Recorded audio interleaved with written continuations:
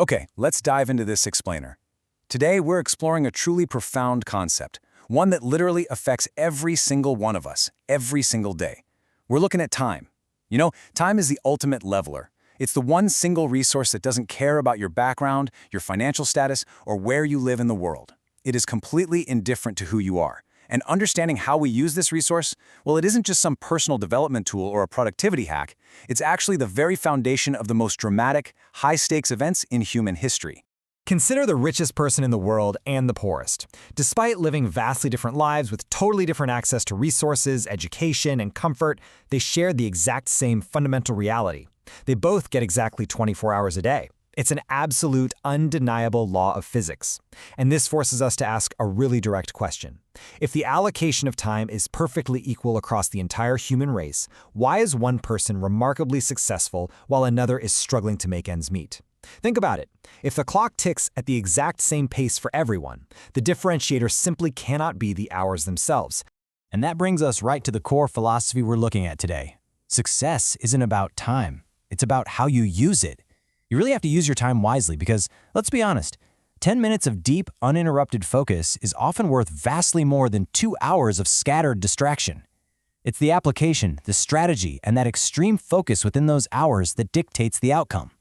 Whether you're building a multinational business, learning a complex new skill, or just trying to improve your daily routine, your success stems entirely from how purposefully you choose to utilize your allotted hours. Now, keeping that concept of perfectly equal time firmly in the back of your mind, how does this apply to the biggest sporting event on Earth? We're going to bridge this fundamental rule of time management directly to the 90-minute battles that happen on the football pitch, because I'd argue that nowhere is the extreme value of a single second or the ultimate equality of time more visible and more ruthlessly enforced than on the grandest stage of all. Section 1. Time and the global game. Every 4 years, billions of people around the globe literally pause what they're doing to share one massive, unifying passion.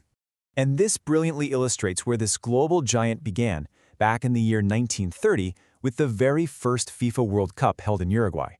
Now, the concept of time investment was incredibly different back then. European nations who wanted to participate had to commit to a massive expenditure of time just to arrive. We're talking about teams spending weeks crossing the Atlantic Ocean by ship, literally conducting their physical training on the wooden decks of passenger liners. The host nation, Uruguay, ultimately became the first ever champion, but just think about the staggering time commitment required simply to step onto the pitch. The scale of this event has shifted so dramatically over the decades.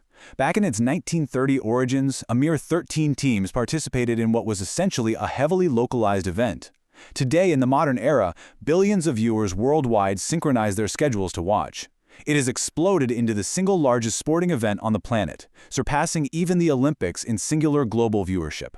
But here's the catch. Stepping onto that modern pitch isn't an open invitation. It is a right earned through an incredibly harsh temporal filter. Which brings us to Section 2, Origins and Tournament Mechanics.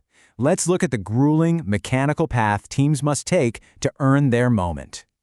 Let's move to and see how this builds. To reach those final 90 minutes of glory, teams undergo a path that is entirely about the condensation of time. Think about the crazy math here. A standard World Cup cycle spans 4 years. That's 1,460 days. That immense 4-year window is first condensed into a rigorous 2-year qualification gauntlet involving hundreds of countries. Then, for the elite few who actually survive that, their entire destiny is squeezed down even further into just 3 90-minute group stage matches. The psychological pressure of this time condensation is just immense. Years of strategy, infrastructure, and player development suddenly hinge on a mere 270 minutes of action. From there, the survivors enter an unforgiving do-or-die scenario. Lose once and you're out. Win and you're one step closer to football immortality. Both teams get exactly 90 minutes. But here is the really critical insight. While the clock says 90 minutes, the effective playing time, meaning the time the ball is actually in play and not stopped for fouls, throw-ins, or VAR checks, is usually only around 55 to 60 minutes. This means every actual live second is hyper-valuable. Literally, a single lapse in concentration during second 45 of the 89th minute can instantaneously erase 4 entire years of preparation.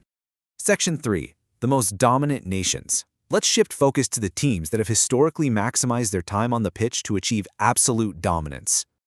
Now, what's really interesting about this slide is how these four powerhouse nations cemented their legendary status using totally different strategies within the exact same time constraints. Brazil is known for their rhythmic, beautiful football, using tempo to dictate the game. Germany, on the other hand, is legendary for their conditioning. They notoriously use the final 10 minutes of a match to break exhausted opponents, knowing precisely when the human body falters. Argentina brings these explosive bursts of unforgettable individual brilliance that can alter a game's trajectory in a split second. And Italy? They utilize deep tactical brilliance, famously mastering the art of slowing the game down, essentially manipulating time to frustrate fast-paced opponents. They all get the exact same 90 minutes, but their application of that time is completely unique. Section 4. Legends and Unforgettable Moments. The World Cup is fundamentally a stage where individuals seize highly limited time to become sports immortals. Global icons like Pelé, Diego Maradona, Lionel Messi, and Cristiano Ronaldo didn't just play the game, they manipulated time within it. Take Lionel Messi, for example. Football analysts have famously noted that Messi often spends the first 5 to 10 minutes of a match doing almost nothing but walking.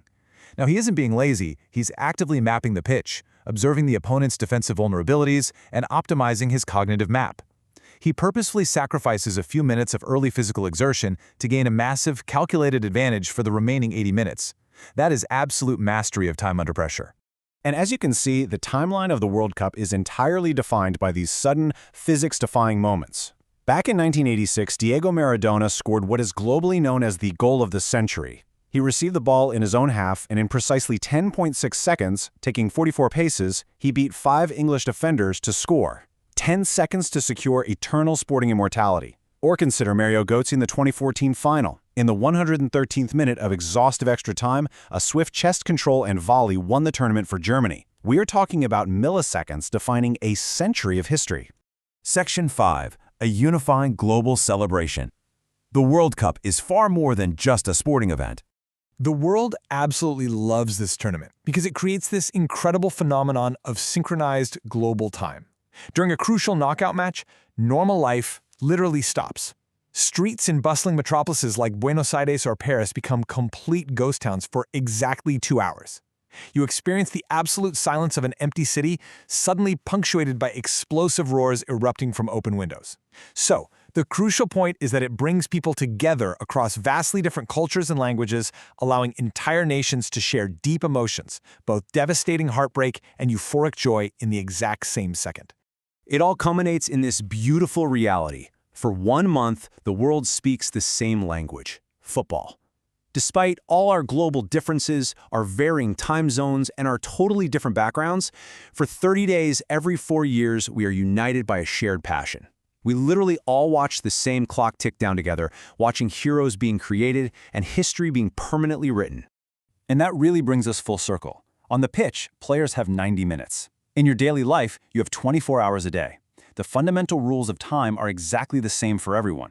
So, in a tournament where anything is possible, and history is written every 4 years, how will you use your time to make your mark? Think about that as you go about your day. Thanks for joining me for this explainer, and I'll catch you next time.